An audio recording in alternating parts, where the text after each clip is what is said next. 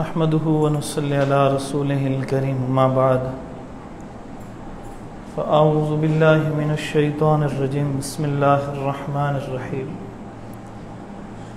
رب اشرح لی صدری رب اشرح لی صدری رب اشرح لی صدری ویسر لی امری واحلل عقدۃ من لسانی یفقہوا قولی اللہم تقبل منا صالح الاعمال وتجاوز عن سیئات اعمالنا قال تبارک وتعالی فی کلامہ المجید فاعوذ باللہ من الشیطان الرجیم لقد کان فی قصصہم عبرۃ لأولی الالباب۔ البتہ تحقیق ان کے قصوں کے اندر جو انبیاء علیہ السلام ہیں یا دیگر صلحاء اور نیک لوگ ہیں، ان قصوں کے اندر عقل والوں کے لیے، سمجھ والوں کے لیے بہت سی عبرتیں اور نصیحتیں ہیں۔ حضرات محترم ناظرین کرام، ہم لوگ حضرت ابراہیم علیہ السلام کے قصے تک پہنچے تھے اور اس میں سے ہم نے کچھ باتیں ذکر کی تھیں، کچھ آج کی مجلس میں انشاءاللہ ذکر کریں گے۔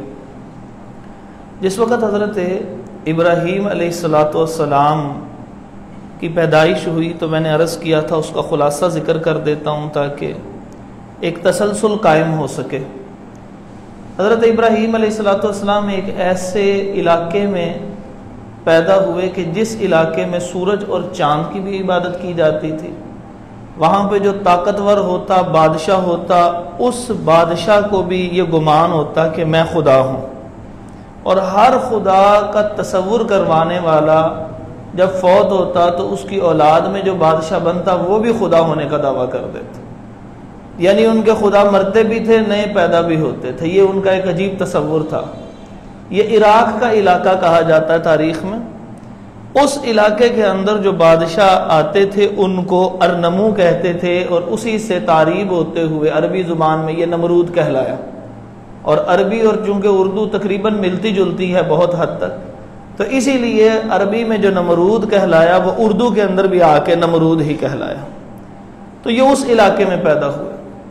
ان کے والد صاحب جو تھے آزر ان کا نام تھا۔ میں نے عرض کیا تھا کہ یہ ان کا اصل نام ہے۔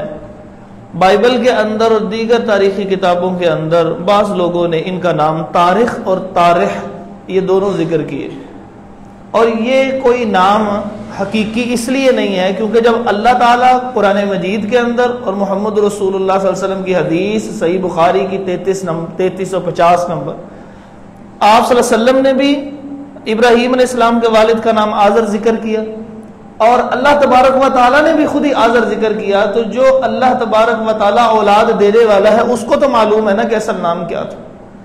اس کی وجہ کیا ہے یہ بھی درس کے آخری حصے کے اندر انشاءاللہ ذکر کرتا ہوں کہ یہ ہم نے کیوں بعض لوگوں نے اصرار کرنا شروع کر دیا کہ آزر نام نہیں طارق نام تھا، اور آزر جو ہے وہ آپ کے چچا تھے، اور باپ ہونے کی، چچا بھی چونکہ باپ ہوتا ہے اس نسبت سے وہ ہم یہ تصور کر لیں کہ وہ بھی باپ کہا گیا ہے۔ ایسی بات نہیں ہے حقیقت۔ تو وہ بت بناتے بھی تھے اور وہ بتوں کے جو میلے لگتے تھے ان کو چلاتے بھی تھے، تو لہٰذا ان کی عزت اس معاشرے میں جو بت پرست معاشرہ تھا بہت زیادہ تھی۔ تو اس وجہ سے وہاں پر پیدا ہونے والے بچے کے متعلق بھی یہی گمان کیا گیا کہ یہ بھی بڑا ہو کے اسی طرح کرے گا، بتوں کی پرستش، بتوں کا بنانا، بتوں کی تعظیم اور توسل کے جتنے طریقے ہیں یہ لے کے چلے گا لوگوں کو۔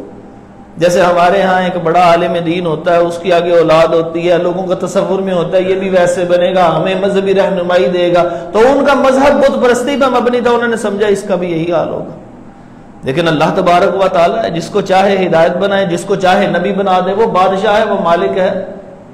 حضرت ابراہیم علیہ السلام کا شروع سے ہی دل نہیں لگا، اور میں نے عرض کیا تھا تفصیل سے پچھلے درس کے اندر کہ انہوں نے بہترا سمجھایا اپنے والد کو، یہ کیا کر رہے ہیں آپ، سمجھ نہیں لگ رہی۔ اپنے والد سے الگ مکالمہ کیا، گفتگو کی، سمجھایا ان کو کہ جب یہ بات چیت نہیں کر سکتے، جب یہ آپ کی بات سنتے نہیں ہیں، یہ آپ کی بات کا جواب نہیں دیتے، تو آپ ان سے بات کیوں کرتے ہیں؟ اور رب تو وہ ہونا چاہیے کہ بات کرے کیا دل میں خیال آئے، رب ہوگا ہی وہ کہ جو اس خیال کو بھی پڑھ لے گا، اور رب ہوگا ہی وہ کہ جو ہمارے آنے والے خیالات کو بھی جانتا ہوگا، اس نے کیا خیال لانا ہے۔ یہ ہے رب کی قدرت، ایسا رب ہو تو رب بھی مانے نا، تو وہ مانتے نہیں تھے. قوم کو سمجھایا، قوم بھی نہیں مانتی تھی. اللہ تعالیٰ نے الگ الگ مقال میں ذکر کیے.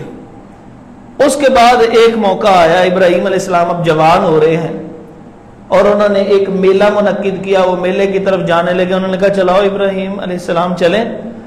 وہ کہنے لگے انی سقیم، یہ جملہ یاد کر لیں.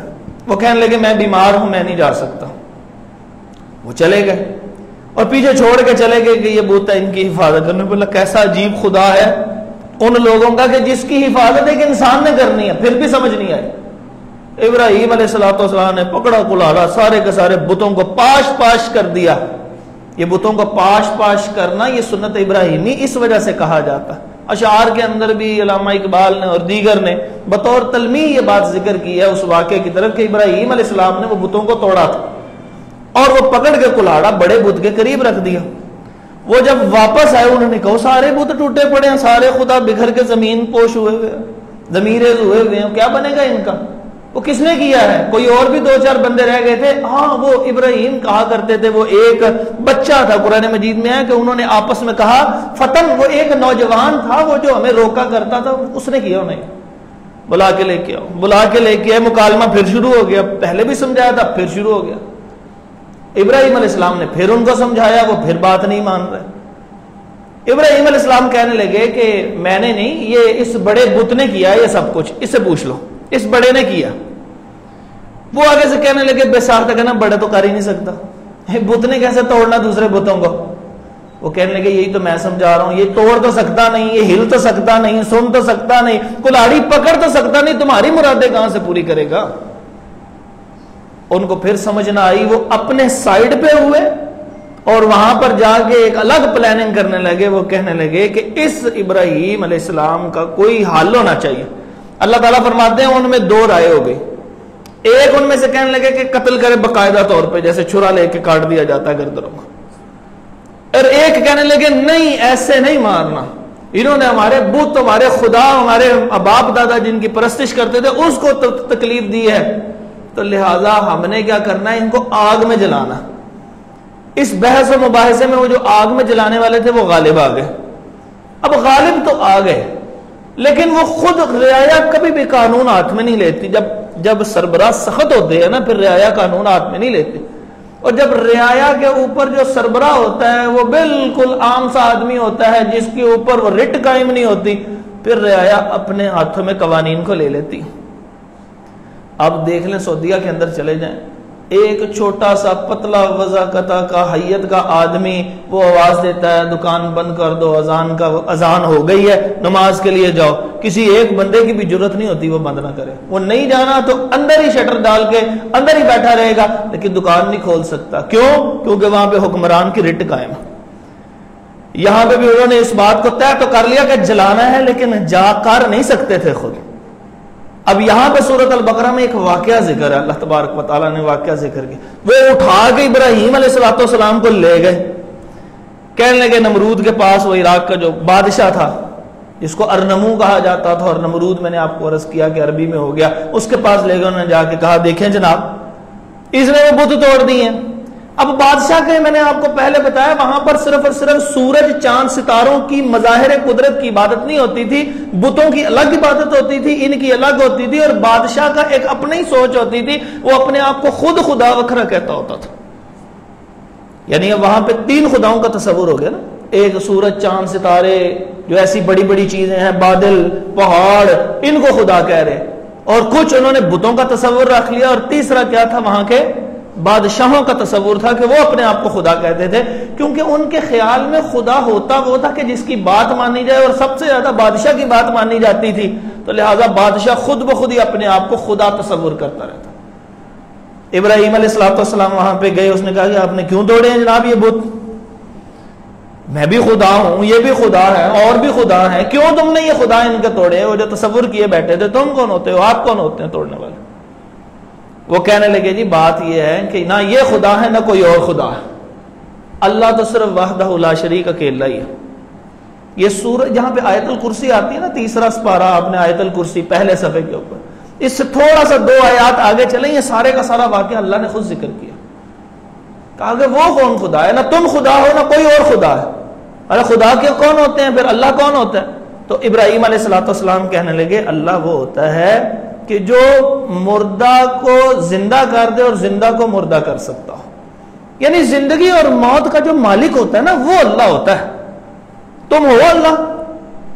اچھا اس کی سمجھ میں کوئی بات نہیں آئی، آ کے کہنے لگا، مفسرین نے لکھا ہے کہ اس نے ایک عام درباری کو اٹھایا جو بالکل آزاد سا آدمی تھا، کوئی جرم نہیں کیا تھا، کوئی اس کو حد جاری نہیں ہو سکتی تھی، اس نے کہا گردن اتار دو، اس کی گردن اتر گئی، وہ تڑپنے لگ پڑا، کہنے لگا دیکھو میں نے زندہ کو مردہ کر دیا، اور جس کی صبح پھانسی کا حکم ہو چکا تھا اسی نے بادشاہ نے دیا تھا، کہا جاؤ تمہیں آزاد کیا جاؤ، میں نے مردہ کو زندہ کیا، یہ ہونے والا تھا مردہ، جاؤ میں نے اس کو زندہ کیا، انا احیی و امید، میں مر سکتا ہوں، میں زندہ کر سکتا ہوں۔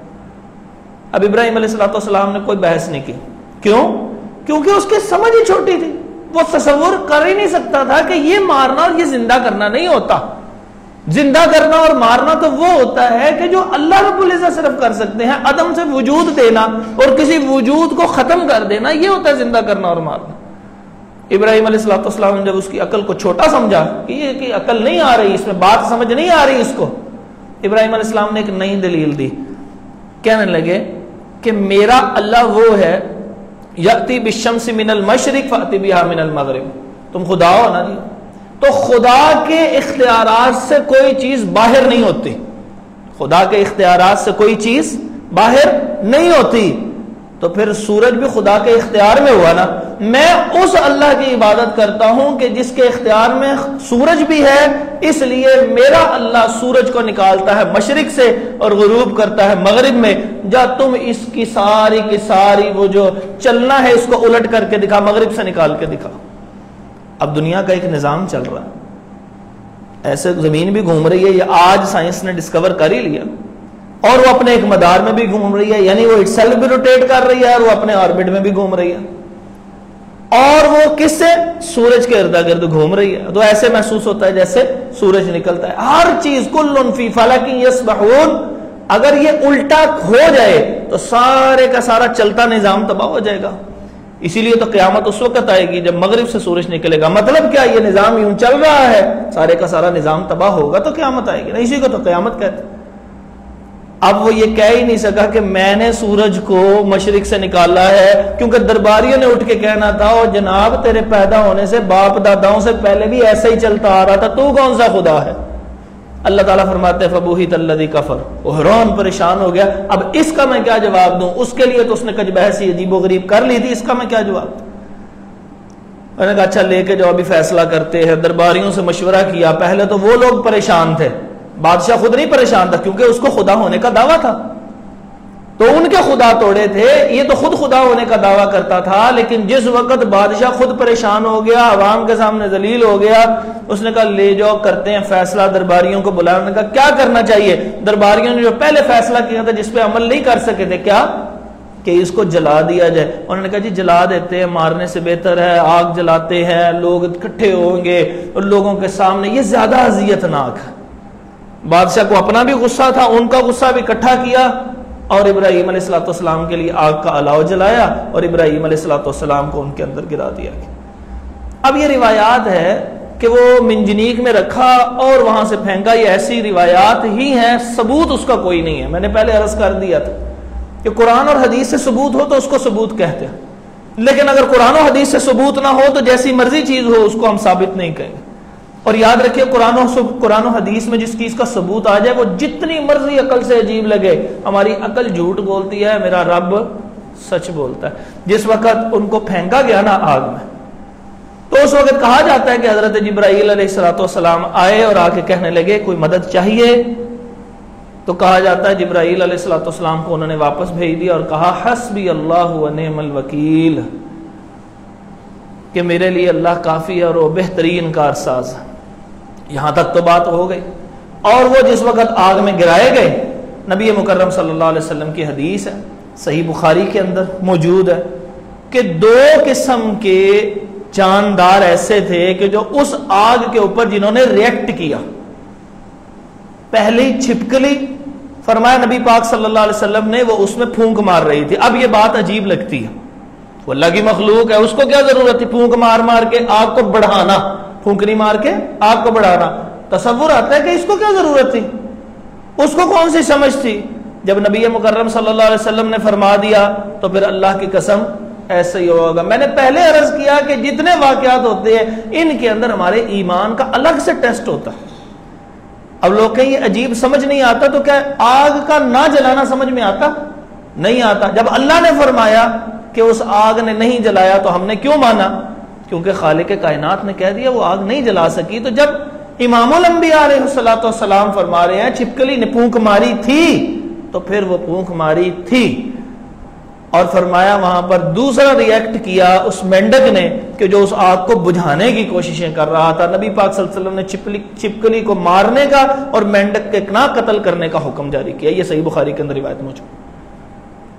اب یہ یہاں پر جو بات وہ سمجھنے والی ہے، ایک عقیدے کی بات صرف چھوٹی سی۔ نبی مکرم صلی اللہ علیہ وسلم نا ایسے ہی بیٹھے ہوئے تو ایک دفعہ فرما رہے نبی پاک صلی اللہ علیہ وسلم کے کچھ وقت پہلے ایک جاندار بیل جو ایسے چلتا تھا اور چلتے ہیں اور اس میں سے وہ کولو کے بیل ہوتے ہیں آپ کو پتہ ہے، تو وہ ہل کے آگے جوتنے کے لیے جو ہے انہوں نے لگا دیا، تو وہ ہل چلاتے تھے۔ اب اس کے اوپر کوئی وزن نہیں ڈالا جاتا تھا، تو وہ بیل کے اوپر جس وقت انہوں نے وزن ڈالا تو نبی پاک صلی اللہ علیہ وسلم نے ارشاد فرمایا، اس نے بیل نے مڑ کے کہا میں اس مقصد کے لیے بنایا ہی نہیں گیا، تو نے میری پشت پہ وزن کیوں ڈالا؟ تو ایک بندہ نا آگے بیٹھا، اس نے حیران ہو کے کہا، اس نے کہا اللہ کے نبی صلی اللہ علیہ وسلم بیل بات کرتا؟ بیل نے بات کی تصدیق کرنے کے لیے۔ نبی پاک صلی اللہ علیہ وسلم نے فرمایا یہ ابو بکر اور عمر رضی اللہ عنہ بیٹھے ہوئے، ان سے پوچھ لو بیل بولا تھا کہ نہیں بولا تھا۔ کہ ایمان یہ ہے کہ جتنی مرضی عجیب خبر ہو، نبی پاک صلی اللہ علیہ وسلم کو نبی کیوں کہتے ہیں؟ اللہ کی وحی آتی ہے اور اللہ سے سچا کوئی نہیں ہے۔ بولنے کی نہ بولنے کی صلاحیت بیل کو کس نے دی ہے؟ اللہ تبارک و تعالیٰ نے۔ اگر اللہ اس کو بولنے کی صلاحیت دے دے تو اس میں کون سا تعجب ہے؟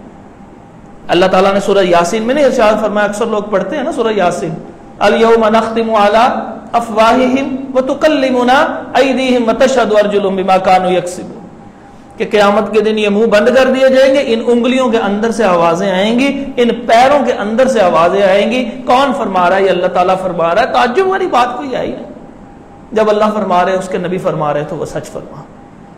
اب وہاں سے وہ کچھ دیر رہے، جب ان کو نہ جلایا اور آگ بڑی سلامتی والی ٹھنڈی ہوئی تو ان کو باہر نکال لیا گیا۔ لوگ وہاں ڈر گئے اور خوف زدہ ہو گئے کہ یہ واقعی اسی آسمانی اللہ کے خاص بندے ہیں اور یہ واقعی کوئی سچی بات ہی کر رہے ہو۔ وہ پریشان ہوگا۔ ابراہیم علیہ السلام کو انہوں نے چھوڑ دیا۔ ابراہیم علیہ السلام وہاں سے نکلے اور ایک اور علاقے کی طرف چل پڑے۔ رستے کے اندر ابراہیم علیہ السلام جب جا رہے ہیں وہاں پر تو حضرت ابراہیم علیہ السلام کو صحیح بخاری کے اندر روایت آتی ہے کہ ایک سارہ علیہ السلام ساتھ تھی اور یہ دو ہی تھے اکیلے بس۔ رستے کے اندر ایک جابر اس کو کہتے ہیں کہ جو اپنی منمانیاں کرتا ہے، بھائی میری بات مان نہیں جاتا۔ ان کون ہوتے بولنے والے؟ اللہ تعالیٰ نے کیا فرمایا نا کہ جس وقت کل قیامت کا دن ہوگا جب سارے مر چکے ہوں گے، کل من علیہا فان، تو اللہ تبارک و تعالیٰ پوچھیں گے این الجبارون، کہاں ہیں منمانیاں کرنے والے؟ سامنے آؤ ذرا۔ این المتکبرون، بڑی بڑائیاں کرنے والے تھے، میں یہ ہوں، میں وہ ہوں، میری بات چلے گی، کہاں ہیں یہ سارے کے سارے؟ باہر نکل کر آؤ۔ این الجبارون این المتکبرون لمن الملک اليوم، بڑی کہتے تھے نا میری ساری چیزیں ہیں، میری بادشاہت ہے، میری نسلیں ہیں، میں بہت بڑا ہوں۔ لمن الملک اليوم، آج کے دن بادشاہت کس کی ہے؟ تو یہ وہ جبار ہونا صرف اللہ تبارک و تعالیٰ کے سوا، اس کی منمانی ہوگی، وہ بادشاہ ہے، کر سکتا ہے، عام انسان نہیں کر سکتا۔ فرمایا جب یہ سارہ علیہ السلام اور حضرت ابراہیم علیہ السلام جا رہے تو ایک مقام پہ پہنچے تو وہاں پر ایک جبارین میں سے ایک جبار منمانیاں کرنے والا آ گیا اور اس تک اطلاع پہنچی کہ اس طرح ایک مرد اور ایک عورت جا رہے ہیں۔ اس کے ہرکارے آ گئے، انہوں نے کہا جی آپ کون ہیں؟ ابراہیم علیہ السلام سے ڈائریکٹ پوچھا آپ کون ہیں؟ کہا جی میں یہ ہوں۔ کہا یہ آپ کے ساتھ خاتون کون ہے؟ یہاں پہ ابراہیم علیہ السلام فرمانے لگے اختی، یہ میری بہن ہے۔ اچھا، ان کو کہہ کہ وہ سائڈ پہ ہوئے، اور یہ حدیث میں آتا نبی صلی اللہ علیہ وسلم نے فرمایا وہ اپنی بیوی سارہ علیہ السلام کو بہن کہہ دیا اور کہہ کے سارہ علیہ السلام کے قریب گئے اور جا کے ان کو دو باتیں کی۔ پہلی بات ان سے یہ کی، انہوں نے کہا کہ اس روئے زمین پر میرے اور آپ کے علاوہ کوئی اور مسلمان نہیں ہے، یعنی جو اللہ پر کامل ایمان لانے والا. اس سے معلوم ہوا کہ وہ اپنے باپ کو چھوڑ کے آئے تھے, وہ اسلام قبول اس نے نہیں کیا. بلکہ صحیح بخاری کی ایک روایت میں یہاں تک آتا ہے کہ جس وقت کل قیامت کا دن ہوگا, نبی صلی اللہ علیہ وسلم نے فرمایا کہ وہ آزر آئیں گے اور آ کے کہے گا کہ میں آیا ہوں تو اب میرے لیے کچھ کرو, یعنی سفارش. تو ابراہیم علیہ السلام کہیں گے میں نے آپ کو منع نہیں کیا تھا کہ یہ کام نہ کرے, نافرمانی نہ کرے. وہ کہیں گے کہ میں اب آپ کی نافرمانی نہیں کروں گا. ابراہیم علیہ السلام اللہ تعالیٰ سے دعا کریں گے کہ یا اللہ میں اس بات مسئلے میں بڑا شرمندہ ہو جاؤں گا, میرے باپ کو اگر اس طرح جہنم میں پھینک دیا جائے. تو اللہ تبارک و تعالیٰ ارشاد فرمائیں گے آپ کو پتہ ہے ہم نے جنت کو کافروں پر حرام کیا ہوا. یہ جو بہت ساری نیکیاں کرنے والے افراد ہوتے ہیں اور دائرہ اسلام میں نہیں داخل ہوتے, اسی طرح مر جاتے ہیں اور ہم کہتے ہیں کوئی بات نہیں اللہ تعالیٰ بخش دے گا. کیسے ابراہیم علیہ السلام کے والد کا صاف انجام نظر آ رہا ہے. اور وہ کیا کہتے ہیں کہ اللہ تعالیٰ ان کو کیا فرمائیں گے, اللہ تعالیٰ نے کافروں پر جنت کو حرام کر دیا ہے. اب ابراہیم علیہ السلام کو شرمندہ بھی نہیں ہونے دینا. نبی پاک صلی اللہ علیہ وسلم نے فرمایا کہ اچانک ابراہیم علیہ السلام نیچے کو دیکھیں گے تو وہ ایک جانور, حشرات, کیڑے کی شکل میں وہاں پر کوئی چیز موجود ہوگی اور وہ رینگتی ہوئی چل رہی ہوگی. اس کو فرشتے اٹھائیں گے اور اٹھا کے ایسے جہنم میں پھینک دیں گے. فرمایا اللہ تبارک و تعالی انسان کی شکل میں ابراہیم علیہ السلام کے والد کو, باپ کو جہنم میں اس لیے نہیں گرائیں گے کہ ابراہیم علیہ السلام لوگوں کے سامنے اس وقت شرمندہ نہ ہو. تو تصور کریں اگر ہمارے گناہ وہاں پہ کھل گئے, معافی مل گئی, اللہ تعالیٰ فرما دے معاف کر دیا, لیکن ایک دفعہ گناہوں کا پنڈارا کھل گیا تو لگ سمجھ جائے گی, کتنی عجیب کیفیت ہوگی. تو اس لیے دعا کرنی چاہیے یا اللہ وہاں پر ایک دفعہ ذکر ہی نہ ہو, بس تو کہہ دے میں نے اس کو بخش دیا. اور نبی صلی اللہ علیہ وسلم کی اکثر میں حدیث ذکر کرتا ہوں, وہ چھوٹی سی ذکر کر دیتا ہوں, بار بار کرتا ہوں, کر لیں کیونکہ گناہ ہم بار بار کرتے. نبی پاک صلی اللہ علیہ وسلم نے فرمایا جب بندہ گناہ کرنے کے بعد تنہائی میں اپنے اللہ سے یہ کہتا ہے نا اللہم اغفر لی ذنبی, پڑھ لیں اللہم اغفر لی ذنبی, 2 دفعہ یہ جملہ کہہ دیتا ہے, اللہ تبارک و تعالیٰ فرماتے ہیں میں نے اس کو بخش دیا. سبحان اللہ. اور مغفرت پتہ کس کو کہتے ہیں, کسی چیز کو ایسے ڈھانپ دیا جائے, یہ جس کو ڈھانپ دیا نا اس کو مغفرت کا لفظ بولا جاتا ہے لفظی اعتبار سے. اسی لیے وہ جو عورت اپنے سر کے اوپر دوپٹہ لیتی ہے اس کو مغفر کہتے ہیں, ڈھانپنے والی چیز. تو اگر ہمارے گناہ ڈھانپ دیے گئے تو ہم بخشش ہو جائے گی انشاءاللہ. یہاں سے ابراہیم علیہ السلام کو وہ جب وہ گئے اس کو جا کے وہ طاقتور اور ظالم انسان کو بتایا, اس کا پھر بھی ایمان خراب ہو گیا. یعنی ایمان وہ اللہ والا ایمان نہیں, وہ جو حیا والا ایمان ہوتا ہے نا وہ بھی خراب ہو گیا. اور اس نے سارہ علیہ السلام کو بلا لیا. اب نبی پاک صلی اللہ علیہ وسلم فرمائیں جس وقت وہ قریب جانے لگا تو اخیدہ اس کا ہاتھ پکڑ لیا گیا. یہاں پہ مفسرین اور شارحین نے ترجمہ کیا ہے کہ وہ فالج زدہ ہو گیا, اس کا ہاتھ ایسے شل ہو گیا. وہ کہنے لگا اپنے اللہ سے دعا کرو یہ ٹھیک ہو جائے, میں ایسا نہیں کروں گا. تو سارہ علیہ السلام نے یہ نہیں کہا کہ میں بد دعا کر دوں, سبحان اللہ. وہ پھر دعا کر دی کہ یا اللہ اس کا ٹھیک ہو جائے ہاتھ, اور وہ ہاتھ ٹھیک ہوا. وہ پھر آگے بڑھنے لگا, پھر اسی طرح ہوا, یہ تیسری کو دفعہ ہوا تو کہنے لگا کہ میں اب نہیں کروں گا. اور اس وقت سارہ علیہ السلام کو انہوں نے کہا اب چلے جائیں, اور وہاں پر بہترین جو اس علاقے میں خاتون تھی بہترین حیا والی, وہ سارہ علیہ السلام کے ساتھ کر دی, آپ کے ساتھ رہے گی. جس طرح پہلے لوگ کر دیا کرتے تھے نا, چلو جی اب آپ کے ساتھ رہے. تو وہ کون تھی؟ ہاجر علیہ السلام. یہ حدیث بیان کرنے کے بعد نا ابو ہریرہ رضی اللہ تعالیٰ عنہ فرماتے ہیں اے عرب والو یہ تمہاری ماں تھی اتنی عزت والی, اتنی عزت والی. تو اس کے بعد کیا ہوا انشاءاللہ اگلی مجلس میں ذکر کریں گے. اللہ تعالیٰ آپ کا بیٹھنا قبول فرمائے, سننا سنانا اللہ قبول فرمائے, اور ان باتوں سے جو نصیحتیں ملی ہیں ان کے اوپر اللہ عمل کرنے کی توفیق عطا فرمائے. اللہ اس بیماری کو اور باقی بیماریوں کو بھی ہم سے دور فرما دے, ہمیں عافیت عطا فرما دے, رزق کی تنگیوں کو اللہ دور فرما دے, ہمیں باادب بنا دے. اقول قولی ھذا استغفر اللہ لی ولکم ولجمیع المسلمین.